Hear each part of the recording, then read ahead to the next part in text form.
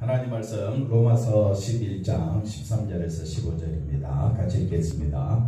내가 이방인이 너희에게 말하노라. 내가 이방인의 사도인 만큼 내 직분을 영광스럽게 여기노니 이는 혹 내 불육을 아무쪼록 시기하게 하여 그들 중에서 얼마를 구원하려 함이라.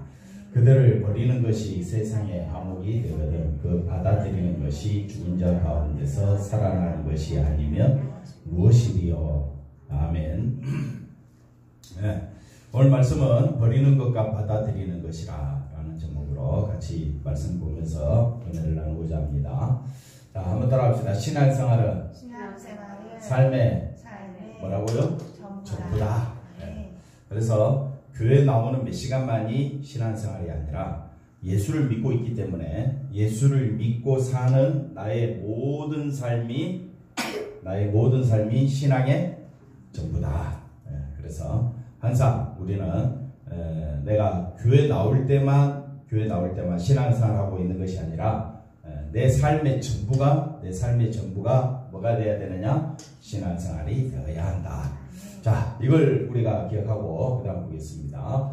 자, 구원은 오직 뭐로 된다고요? 하나님의 은혜로 된다. 물론 다 알지요.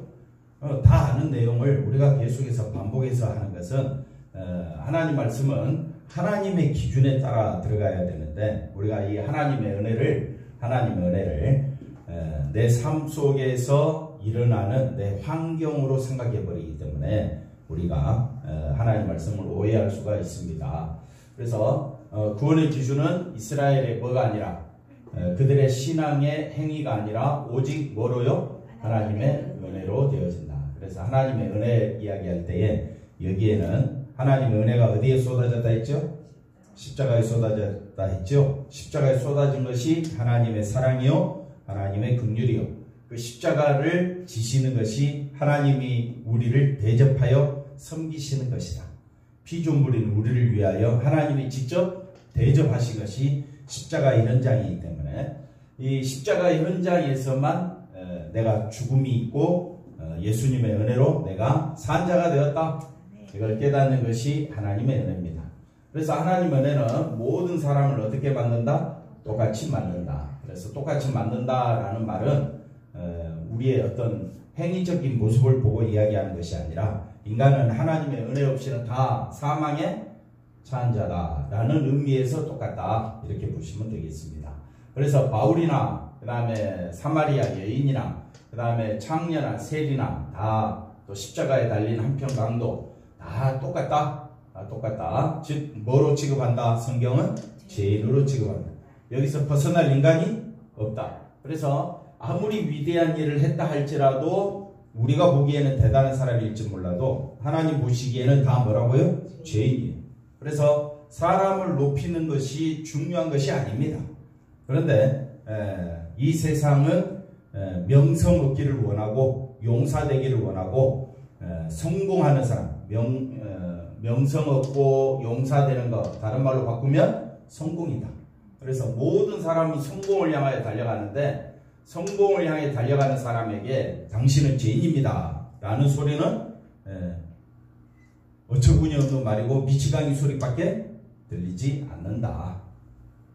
자, 그래서 바리새인들은 자기들은 행위가 있기 때문에 그 행위를 자랑하는 이 사람들에게는 하나님의 아들인 예수님이 오셨고 또 그분을 믿어야 한다는 말이 그들 입장에서는 싫은 것이다. 왜 싫으냐? 잘 아는 대로 그 다음 보시면 이 사람들은 똑같이 예수 믿어서 구원을 얻는 것이라면 그동안 구원받은 자라는 자기들은 어떤 생각을 갖고 있습니까? 우월의식. 그래서 자신들을 의로운 자로 여겨왔던 모든 것이 뭐가 되어버립니까? 물거품이 되어버리기 때문에 회개하라는 예수님의 말씀을 그들은 외면해버리는 거죠. 이스라엘은 믿음에 있어서 실패했다. 그래서 이스라엘은 다른 말로 바리새인들은 구원의 문제에 있어서는 자신이 있었다.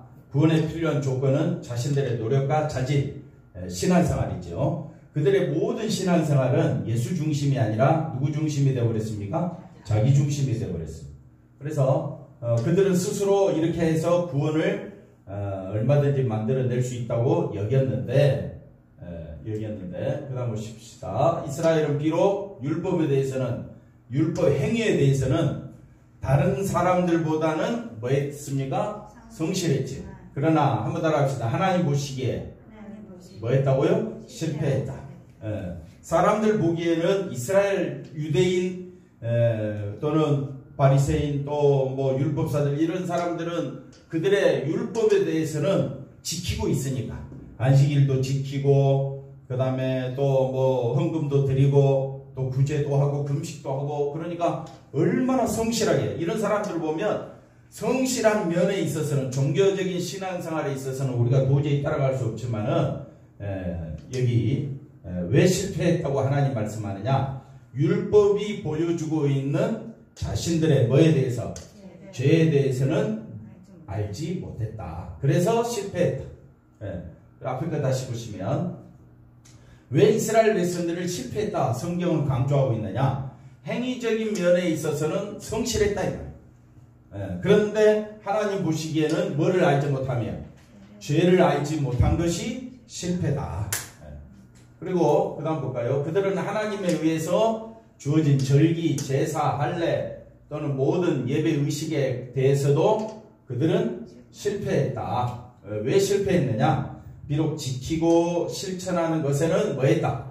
성공했다 할지 모르지만 그 의식들이 내포하고 있는 하나님의 뜻. 하나님의 뜻은 뭡니까? 죄입니다. 죄.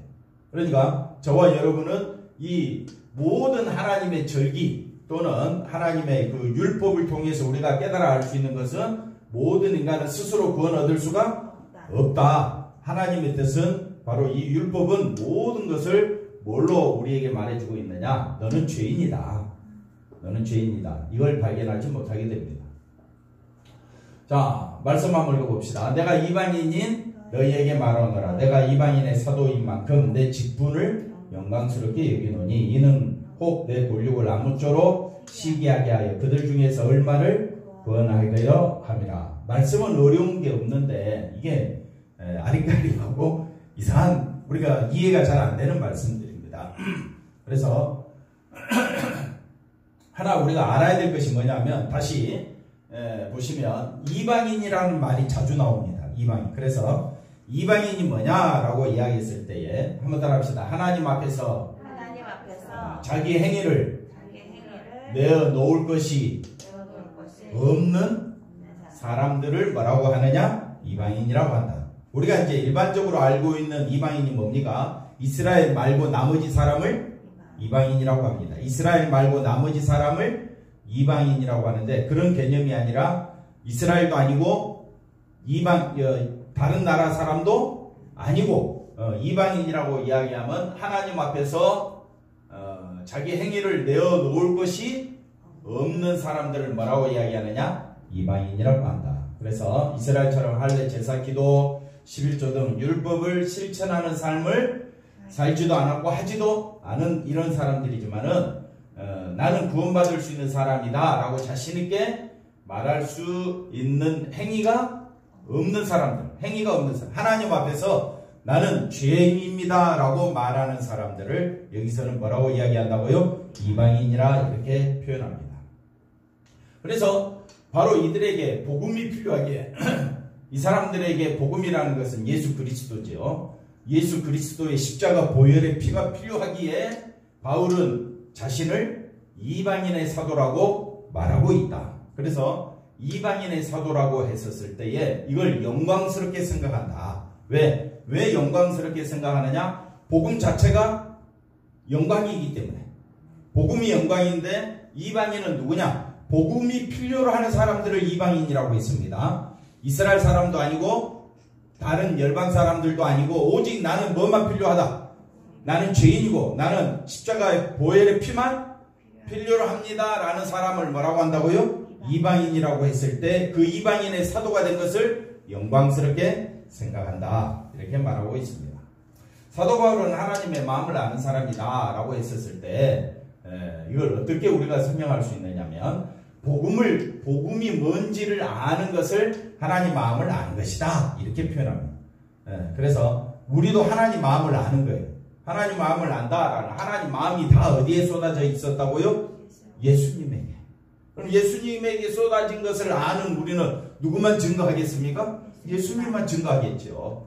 복음과 그리스도의 의가, 복음과 그리스도의 같은 말이죠. 교회에서 봉사를 많이 한 사람, 헌금 많이 한 사람, 기도 많이 한 사람, 금식하고 뭐 선한 일 많이 한 사람에게 향해 있다면 구원은 하나님의 은혜라고 말할 수 없다. 그래서 하나님의 은혜는 자 보십시오. 복음은 한번 따라합시다. 이스라엘도 아니고, 첫째 누구도 아니고, 이스라엘도 아니고, 이스라엘이 아닌 다른 민족을 향해 있는 것도 아니고, 그래서 복음은 철저히 하나님 앞에서 내어놓을 의가 전혀 없는 사람을 향해 있다. 그래서 이 빨간 글씨로 하나님 앞에서 내어놓을 의가 전혀 없는 사람을 뭐라고 한다고요?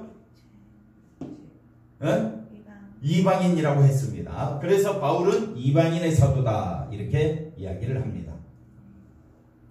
그래서 우리가 일반적으로 알고 있는 그런 단어적인 개념으로 성경을 보면 성경이 몹시 혼란스러울 때가 많고 헷갈릴 때가 많습니다. 그래서 복음은 첫째 이스라엘도 아니고, 두 번째 이스라엘이 아닌 다른 민족도 아니고, 하나님 앞에서 만약 다른 민족이다, 이방인이라 해서 다른 민족이면 바울이 복음을 전하러 다른 민족에 가서 복음 전했잖아요. 뭐 다 믿었느냐? 아닙니다. 믿은 것도 아니고요. 믿었다고 해서 교회가 세워졌다고 해도 우리가 고린도 교회를 살펴본 것처럼 고린도 교회, 에베소 교회, 빌립보 교회 다 문제가 많습니다. 그래서 정말 복음은 어디를 향해 있느냐? 이방인에게 향해져 있다라고 할 때 그 이방인은 이런 다른 민족을 향하여 가리키는 말이 아니라 하나님 앞에서 내어놓을 의가 전혀 없이 나는 오직 예수 그리스도 십자가만 필요로 합니다. 이런 사람을 향하여 뭐라고 한다? 이방인이라고 한다.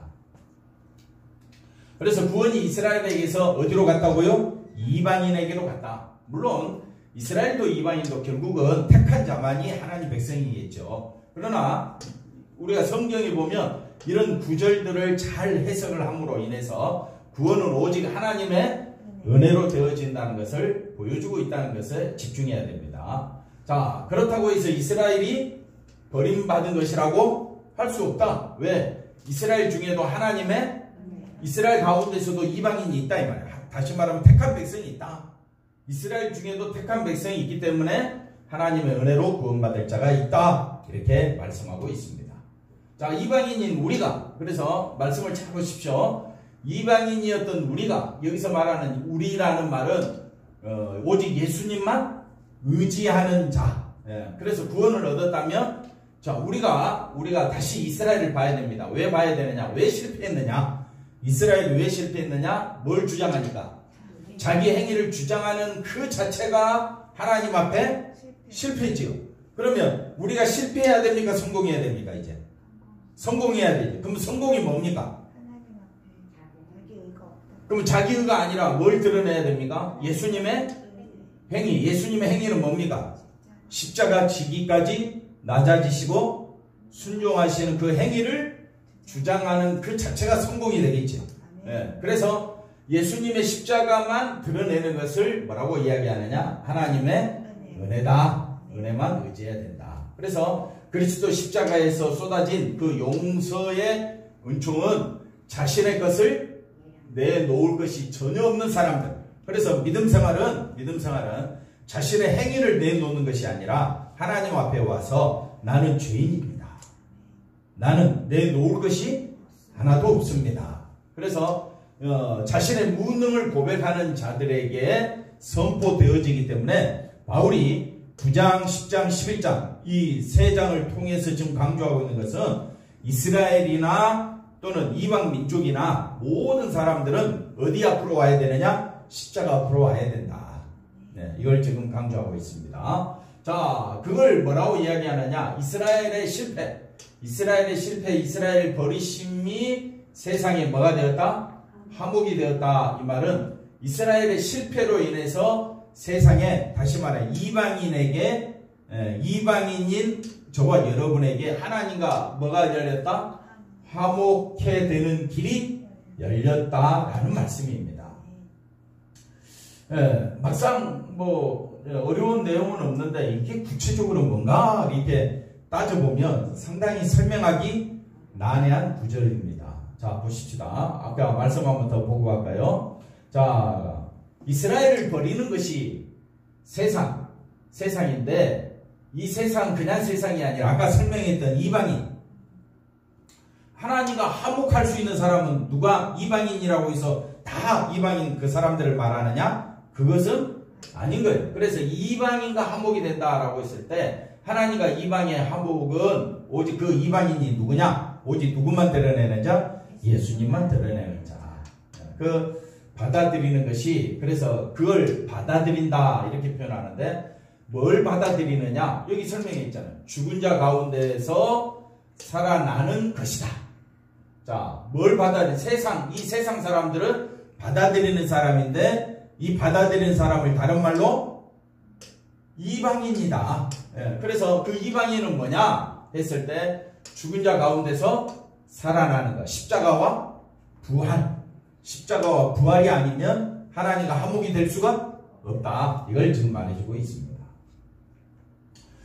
자, 실제 이스라엘 민족을 버리셨다는 것이 아니라 이스라엘 가운데서도 자신의 행위와 의를 주장하는 그 이스라엘이 버림받았다는 것이다. 그래서 이스라엘 가운데서도 자신의 행위와 의를 주장하지 않는 자는 하나님과 화목해 된 자들이다. 그 이제 대표적인 예로 우리가 엘리야에 대해서 살펴봤습니다. 엘리야가 이스라엘 백성을 고발하죠. 이스라엘 백성을 고발합니다.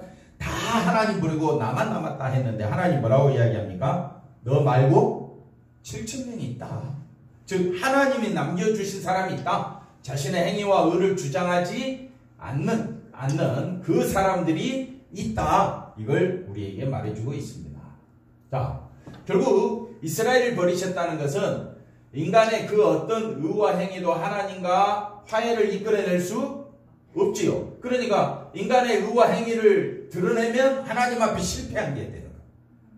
오늘 우리가 신앙생활, 교회에서 신앙생활 잘하는 것은 뭘 잘했다고 이야기하느냐? 자신의 행위와 의를 드러내면 우리는 뭐라고 이야기합니까?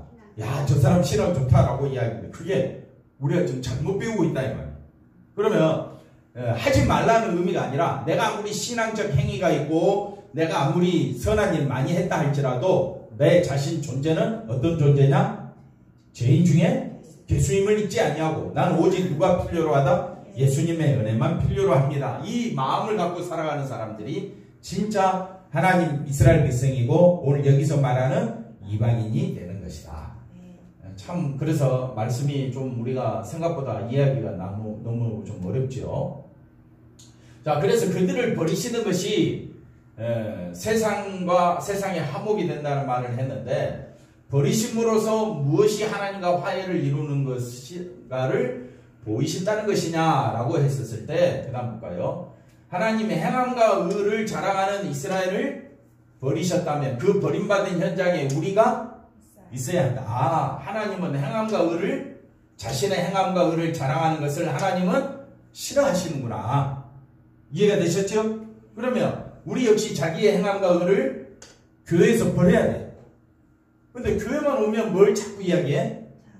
교회 믿음생활 열심히 하고 헌금 열심히 하고 봉사 열심히 하면 야, 저 사람 뭐가 있다 라고 이야기합니까? 야, 저 사람 믿음 대단해. 그런 소리 많이 들었죠? 그럴 때 기분이 좋잖아요.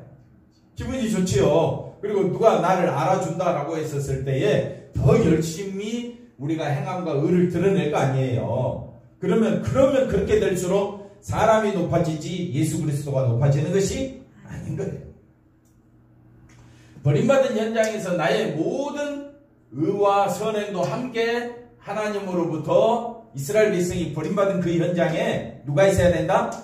내가 있어야 된다. 그러니까 나도 하나님은 나의 모든 의와 선행을 행위를 하나님은 받으신다 안 받으신다? 안 받으신다. 이걸 우리가 아셔야 합니다. 그러면 버림받았다라는 의미를 아는 신자라면 자신의 의를 자랑하지 않게 된다. 해야 할 일을 했을 뿐입니다. 그렇게 고백할 거 아니에요. 그래서 버림받음 이 현장에 있는 자만이 그 다음에 받아들임이 뭔지를 알게 된다. 그래서 15절에 보면 버림받음으로 끝나는 것이 아니라 하나님의 받아들임을 우리가 이것이 우리에게 주어진다는 것을 우리가 여기서 알 수가 있습니다. 그래서 하나님 받아들임은 자신에게는 뭐가 없다? 자신의 행위에는 의가 없음을 깨닫고 오직 나는 처음부터 끝까지 예수 그리스도의 의가 나를 살린다는 것을 알게 된 자에게 하나님이 그 사람을 어떻게 한다고요? 받아들이신다 라고 말씀하고 있습니다. 그래서 하나님 버리셨다는 것은 다 끝났다. 이스라엘 이제 끝났구나. 그런 의미가 아니라 버림받음을 통해서 자기 자신에게는 하나님과 화해를 이룰 그 어떤 의도 없음을 알라. 그래서 우리가 신앙생활 할 때에 교회 생활의 제일 큰 문제가 뭐냐면요, 자신이 버림받은 존재임을 모르는 거예요. 그게 누구냐? 대표적으로 이스라엘 백성들이었어요. 근데 그 행위를 오늘날 교회에서도 똑같이 많은 사람들이 교회만 오면 뭘 드러낸다고요? 자기 행위. 저 사람 신앙 좋다고 이야기 가서 자랑하는 사람들 이야기 들어보면요, 다 누구 이야기하고 있어요? 자기 이야기하고 있어요.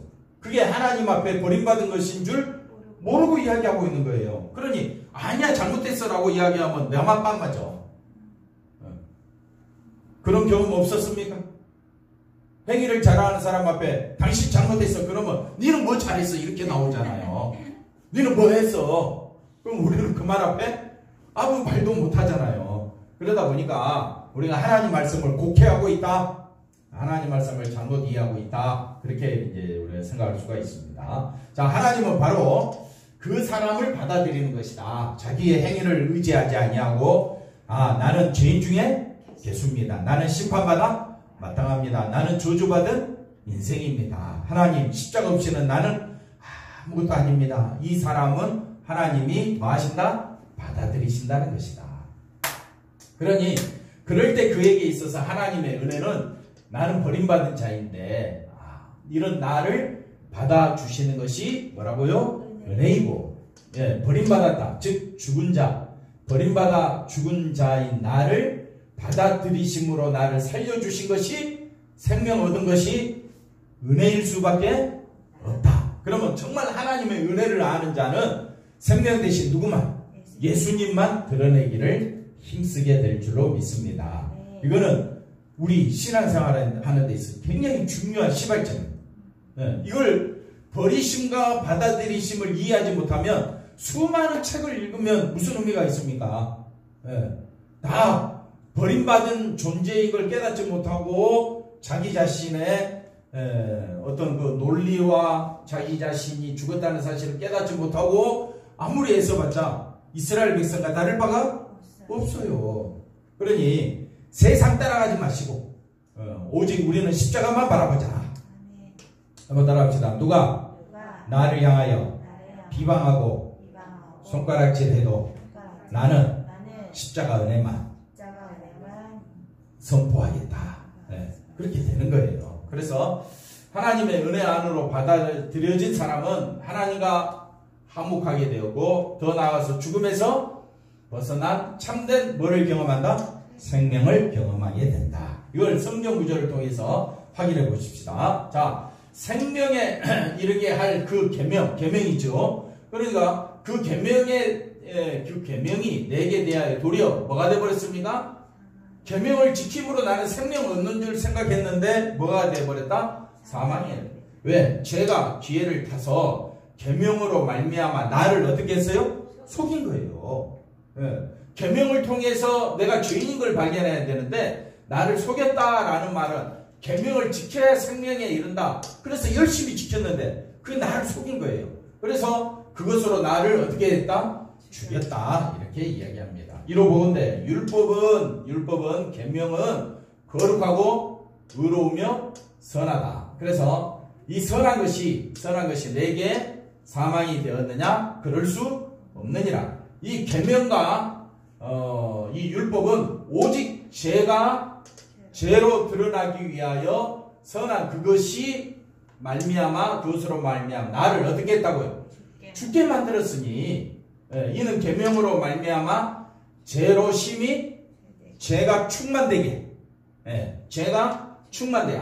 그래서 우리가 율법 앞에 말해서 12절에 보시면 12절에 뭐라고 되어 있습니까? 선한 율법 계명을 통해서 이 계명을 통해서 뭡니까? 죄가 죄로 드러나기 위하여 나를 어떻게 했다? 죽게 만들었다. 그래서 율법으로 인하여 내가 죽은 자임을 깨닫고 하나님의 그 계명을 통하여 내가 어떤 자라고요? 죽은 자임을 깨닫게 만들었다. 내가 죽은 자. 나는 죄가 죄되게라는 말은 죄로 충만한 자가 되었다. 한번 따라 합시다. 나는 죄로 인하여 죄가 어떻게 됐다? 충만하게 되었다. 근데 우리는 교회 와서 나는 죄가 충만하다라는 이야기를 꺼내고 싶어요? 안 꺼내고 싶어요? 뭐 절대 말하고 싶지 않지요.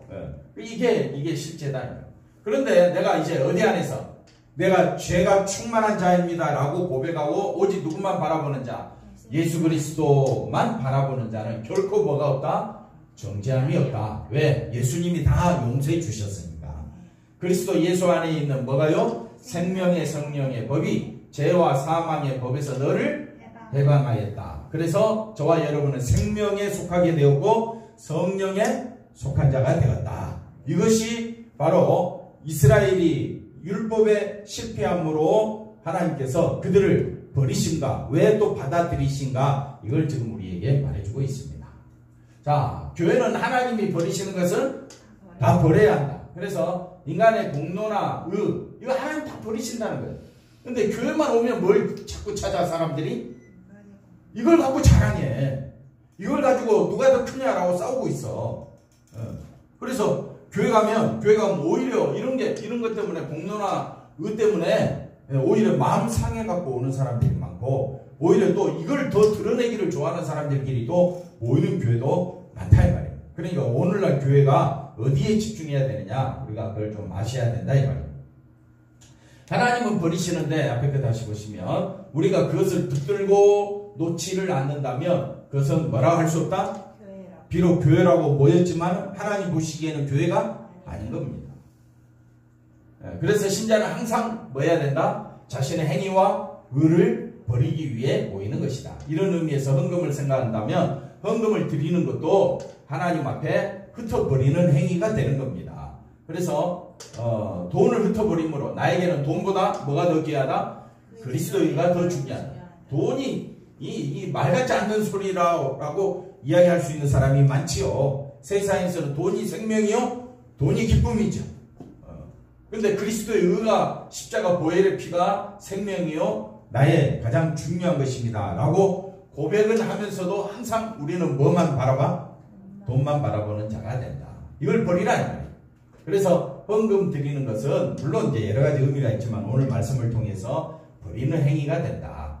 교회는 그리스도를 믿는 성도로서 뭘 보여줘야 된다? 버리는 것을 보여줘야 한다. 내 행위와 내 의는 아무것도 아닙니다. 이걸 보여줘야 돼.